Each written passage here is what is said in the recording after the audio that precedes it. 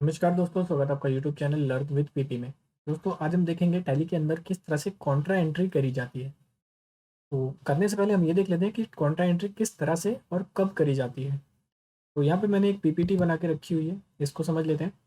जब भी आपका कोई ऐसा ट्रांजेक्शन जो बैंक से बैंक में होगा, मतलब कि मान लीजिए हमारे पास दो बैंक हैं और हमें एक ट्रांजेक्शन करना है बैंक से लेकर के दूसरे बैंक में, यानी मैं मनी ट्रांसफ़र करना चाहता हूँ हमारी जो कंपनी का बैंक अकाउंट है उसमें से अपना जो दूसरा बैंक अकाउंट है उसमें कंपनी के, तो हम उसके लिए कॉन्ट्रा एंट्री यूज़ करेंगे।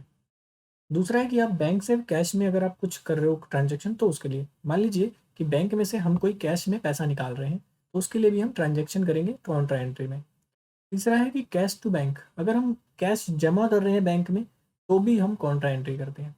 तो इन तीनों में क्या चीज़ है कि बैंक और कैश दोनों तरफ, अगर बैंक है तो भी कॉन्ट्रा एंट्री, एक तरफ बैंक है तो भी कॉन्ट्रा एंट्री, और सिंगल साइड कैश है तो भी दोनों तरफ हमारा ऐसा चीज़ होना चाहिए जिसमें हमारा पैसे का लेन देन है। एक चीज़ होती है रियल अकाउंट, अगर आप थोड़ा सा रिसर्च करें तो आपको रियल अकाउंट के और पर्सनल अकाउंट पता लग जाएगा।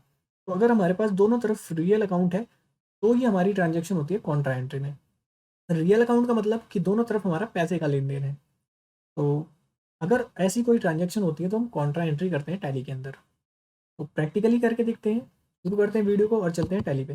टैली पे आने के बाद आपको एक कंपनी क्रिएट करनी है और कुछ लेजर्स क्रिएट करने हैं, जिसके लिए हमें जाना है अकाउंट्स इन्फो। उसके बाद लेजर्स क्रिएट। तो यहाँ पे मैं लेजर क्रिएट कर रहा हूँ। सबसे पहले बैंक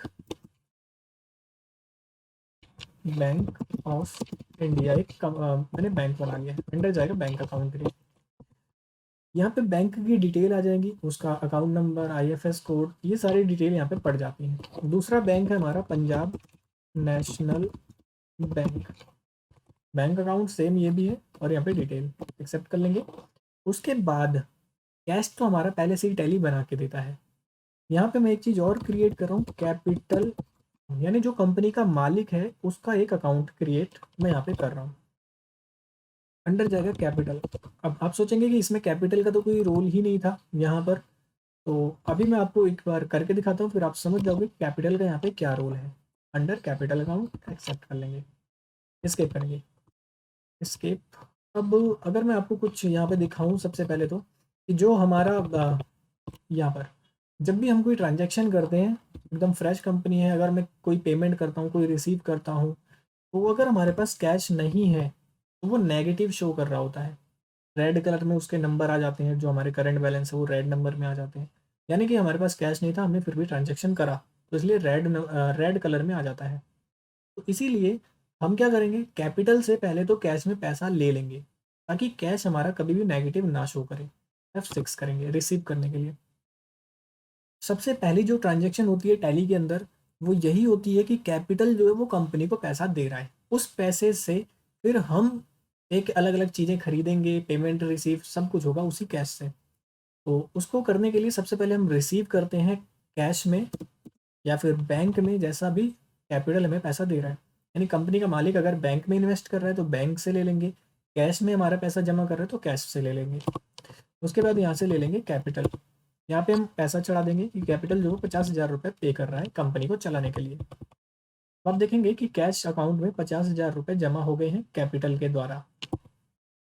एक्सेप्ट करेंगे। अब हमें कॉन्ट्रा एंट्री करने में कोई दिक्कत नहीं आएगी क्योंकि हमारा जो कैश है वो आ चुका है हमारे कैश अकाउंट में। अब करना है कॉन्ट्रा एंट्री के लिए F4 प्रेस कर देना है। अब यहाँ पर क्या है कि अभी भी सिंगल मोड एंट्री है, तो दो तरह से होती है, सिंगल मोड और डेबिट एंड क्रेडिट मोड में। तो फिलहाल सिंगल मोड एंट्री हुई पड़ी है, तो मैं सबसे पहले सिंगल मोड कर देता हूँ, बाद में डेबिट एंड क्रेडिट। सबसे पहले हम यहाँ पर उसका अकाउंट लेंगे जिसको हम पैसा दे रहे हैं। मान लीजिए कि हम बैंक ऑफ इंडिया में 5,000 रुपये जमा कर रहे हैं, तो सबसे पहले हम बैंक ऑफ इंडिया को ले लेंगे। उसके बाद यहाँ से ले लेंगे कैश, कि हमारा जो कैश है उसमें से 5,000 रुपये बैंक ऑफ इंडिया में चले जाएंगे। आप देखेंगे कि बैंक ऑफ इंडिया में 5,000 रुपये करंट बैलेंस शो कर रहा है और कैश जो हमारा 50 में से 45 बचा है। अब यहाँ पे हमारा क्या हो रहा है कि कैश टू बैंक वाला जो हमारा ट्रांजेक्शन है वो कंप्लीट हो रहा है। यहाँ पे चेक की डिटेल, जो नोट हमने जमा करे वो कितने हैं, कौन से हैं, ये आप यहाँ पे लिख सकते हो। एक्सेप्ट करेंगे इसको।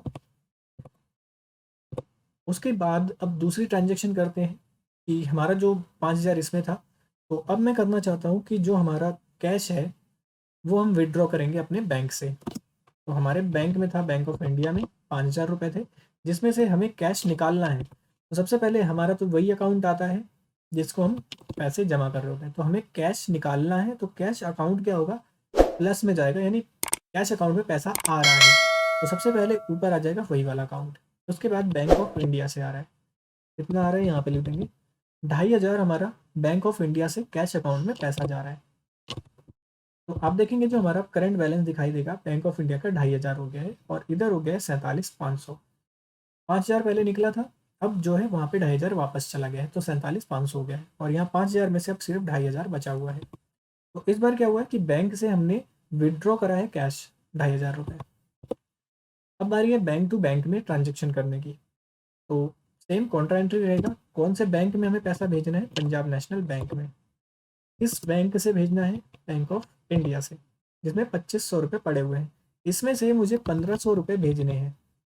तो बैंक ऑफ इंडिया से 1,500 रुपये चले जाएंगे पंजाब नेशनल बैंक में, इसको भी एंटर करके एक्सेप्ट कर लेंगे। इस तरह से हमारा जो कॉन्ट्रा एंट्री है वो कंप्लीट हुआ है। फिलहाल ये जो एंट्री थी ये हमारी थी सिंगल मोड एंट्री, और जो हमारा डेबिट एंड क्रेडिट है उसके लिए मैं आपको नेक्स्ट वीडियो में बताऊंगा, उसके कुछ रूल्स के साथ ही बताऊंगा कि क्या रूल होता है, कैसे होता है।